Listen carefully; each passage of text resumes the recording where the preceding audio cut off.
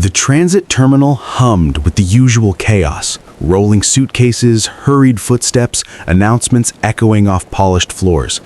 Just another Wednesday afternoon shift for Officer Leo Vance and Shadow. But then, in the river of moving bodies, a small hand pressed flat against a dark coat. Not waving, not grabbing, signaling. Something was terribly wrong. Shadow's entire body transformed in an instant, ears forward, muscles locked, a low rumble building in his chest that made nearby travelers step back instinctively. The massive German Shepherd had gone from patrol mode to threat assessment in a heartbeat, fixated on what looked like an ordinary mother walking her daughters toward the exit. But nothing about this family was ordinary, and what happened next would prove that sometimes the smallest gesture can trigger the biggest rescue.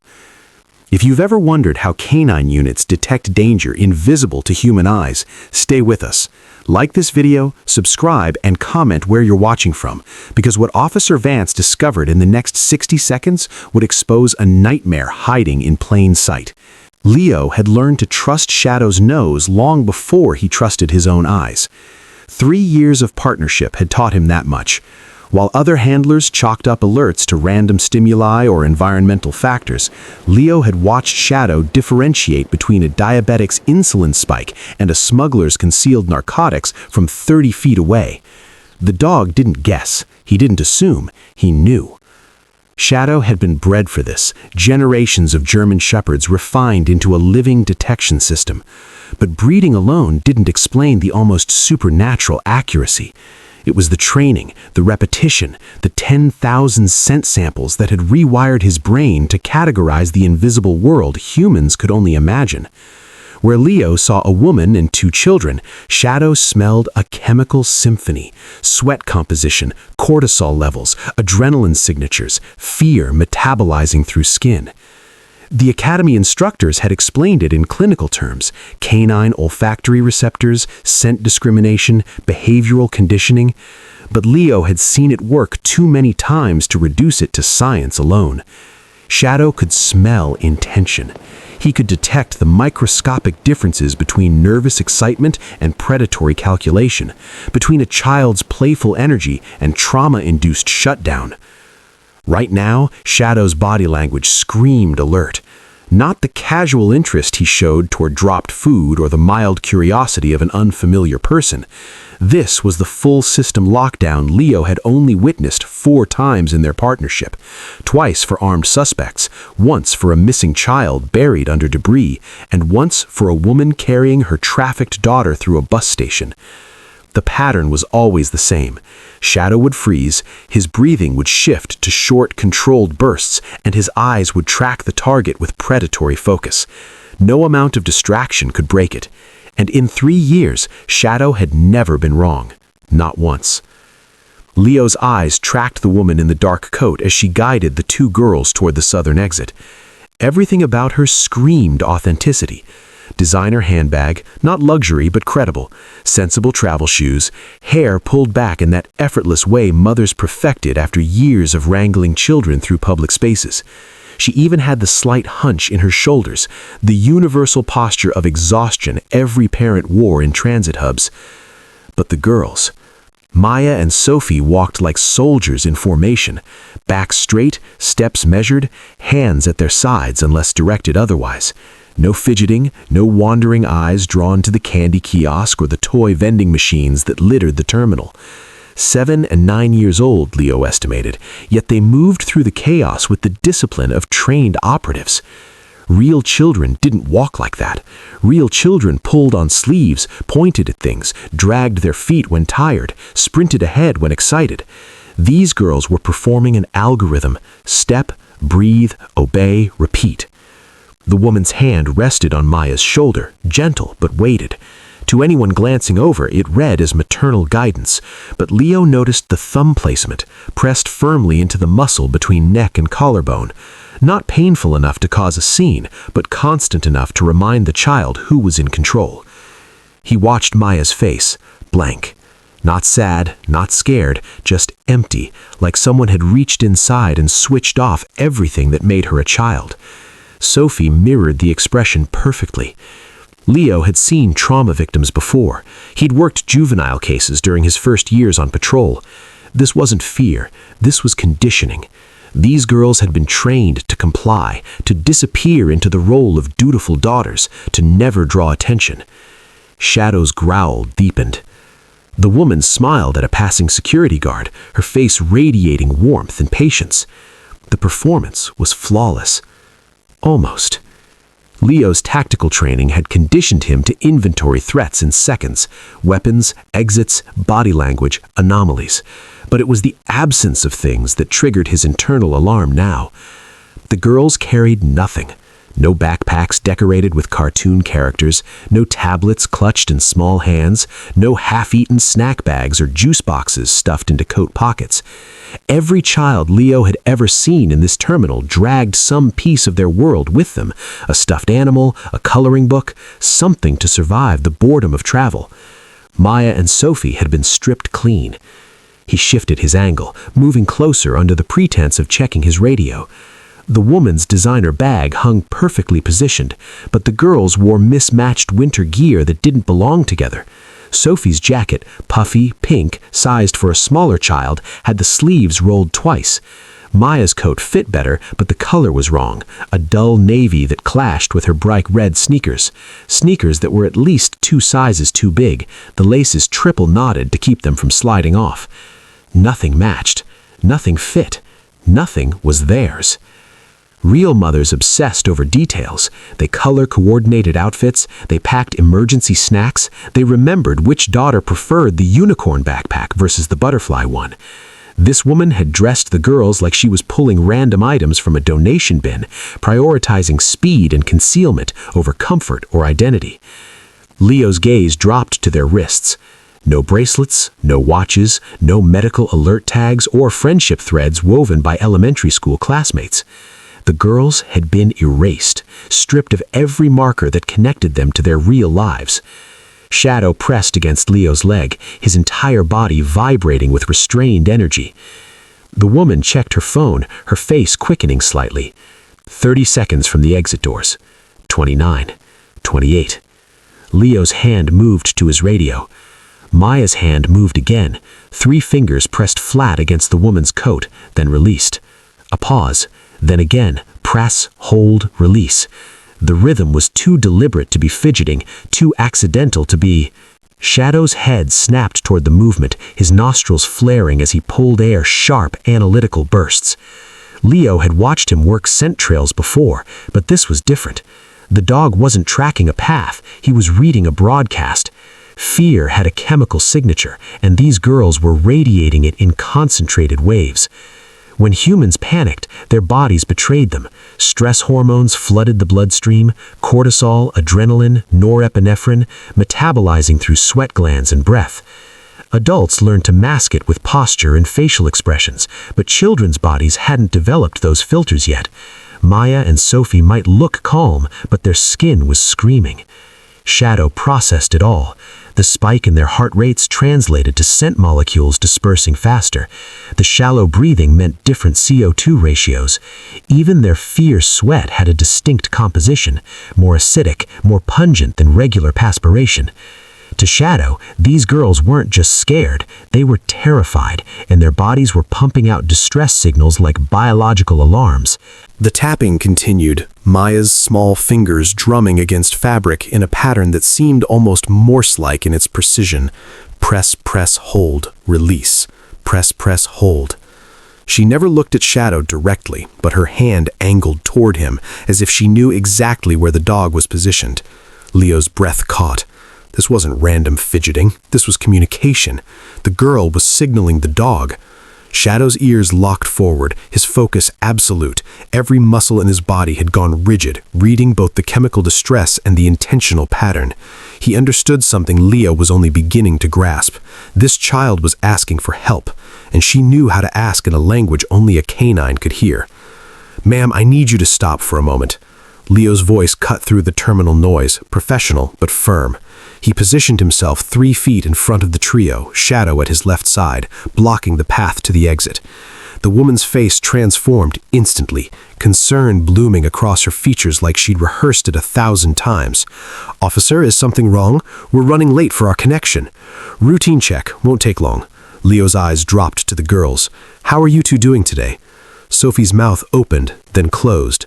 Maya stared at the floor. "They're shy around strangers," the woman said, her hand tightening on Maya's shoulder. "It's been a long day." "I can see that." Leo pulled out his notepad, keeping his movements casual. "Can I see your boarding passes?" "Of course." She reached for her bag, but her other hand never left Maya's shoulder.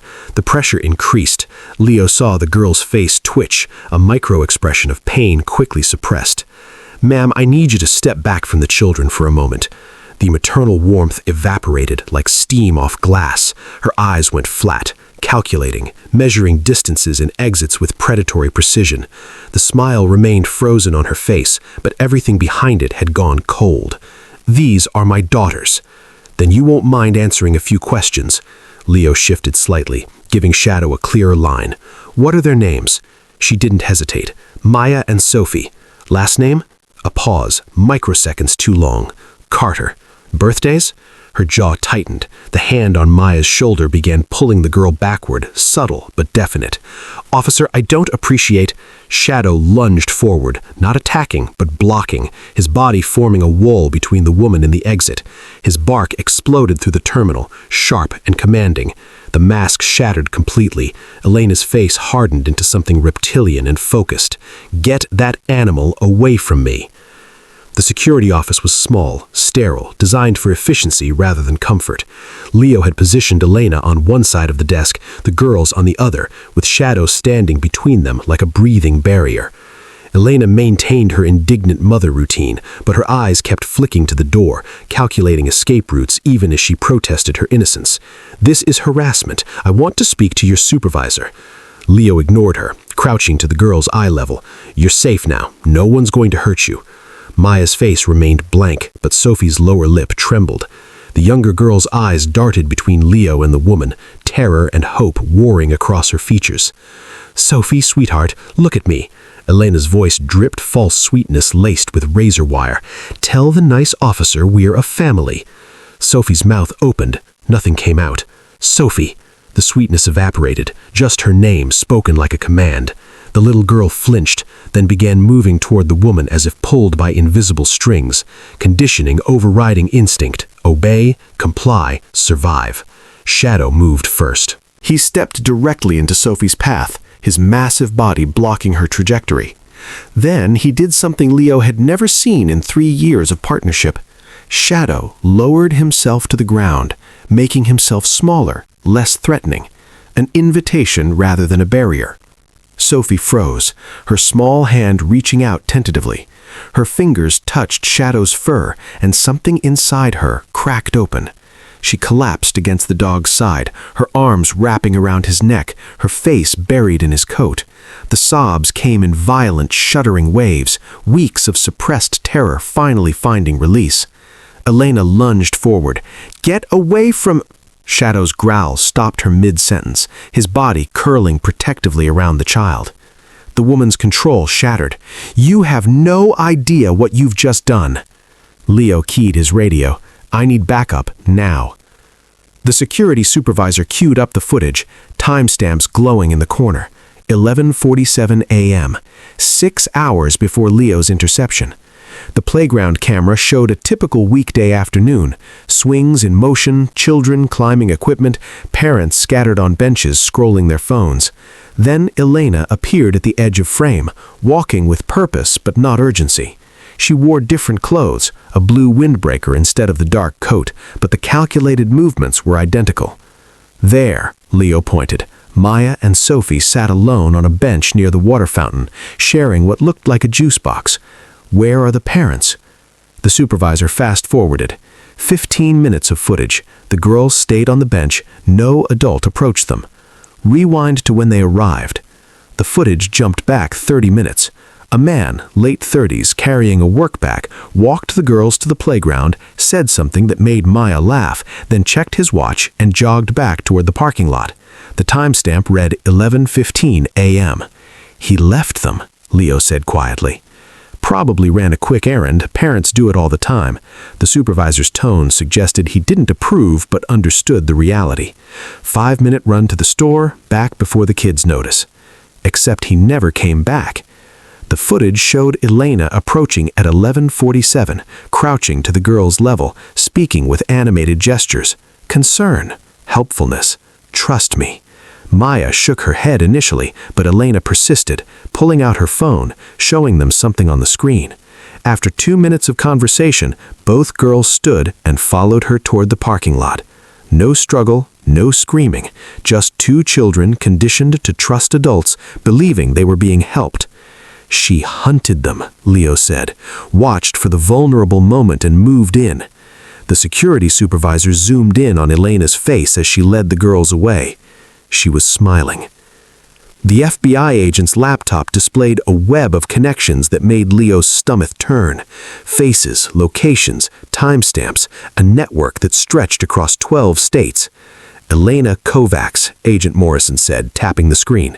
Real name, fake identity. She's been on our radar for 8 months, but she's a ghost. Different wigs, different documentation, always moving. The screen showed surveillance photos from 4 different transit hubs: Dallas, Atlanta, Chicago, Seattle. Each image captured Elena with different children, different disguises, but the same predatory efficiency. She's a mule, Morrison continued, high-end extraction specialist. The syndicate pays her to move kids through public spaces because she's perfected the camouflage. She looks like every exhausted mother in America. Airport security, transit police, even TSA agents see what they expect to see. Leo studied the pattern. How does it work? They target children in transition moments, playgrounds near transit hubs, rest stops, shopping centers, anywhere parents might get separated from kids for 90 seconds. Elena moves in, builds instant rapport, and extracts them before anyone realizes something is wrong. She's got scripts for every scenario, fake credentials, even counterfeit family photos on her phone. The girls called it a family package. Morrison nodded grimly. That's what the syndicate calls it. They prefer siblings, easier to control, higher resale value to certain buyers. Maya and Sophie would have been out of state by tonight, new identities by tomorrow, and vanished into the system within 72 hours. The screen shifted to a map, red dots marking suspected activity. Dozens of them. We estimate she's moved at least 30 children in the past 2 years, maybe more. Morrison looked at Shadow, still positioned protectively near Sophie. Your dog just cracked our biggest lead in months. Leo's hand tightened on Shadow's leash. 30 children. How many had signaled for help with no one listening? Maya sat cross-legged on the floor beside Shadow, her small hand resting on his back. The terror had drained from her face, replaced by exhaustion and something else, a flicker of pride. My dad taught me, she said quietly. He said if I was ever scared and couldn't talk, I should signal a police dog. Leo crouched beside her. Your dad's a canine handler. Maya's eyes dropped. He was. He died last year. Car accident on duty. The room went silent except for Shadow's steady breathing. He told me dogs see things people miss, that they can smell fear and sadness and when someone's lying. Her fingers traced patterns in Shadow's fur, the same rhythm she'd used against Elena's coat. He told me the signal, 3 taps, pause, 3 taps. It means help in dog language that any canine would understand. Leo's throat tightened. What was your dad's name? Officer Marcus Chen. He worked in Seattle. Maya looked up at Leo, her eyes old beyond her years. He said dogs have better hearts than most people, that they always listen, even when humans don't. Shadow shifted, pressing closer to the girl, and Maya wrapped her arms around his neck, her face buried in his coat. Shadow saw what no human could, Leo said softly. I know. Maya buried her face in Shadow's fur. Thank you for listening. Outside, Leo could hear Maya and Sophie's parents arriving, their mother's frantic voice echoing down the hallway, their father's desperate questions. In minutes, this room would fill with tears and reunions and the beautiful chaos of a family made whole again. But for now, Leo watched a little girl hold tight to a dog who'd heard what no human could. Her father had been right.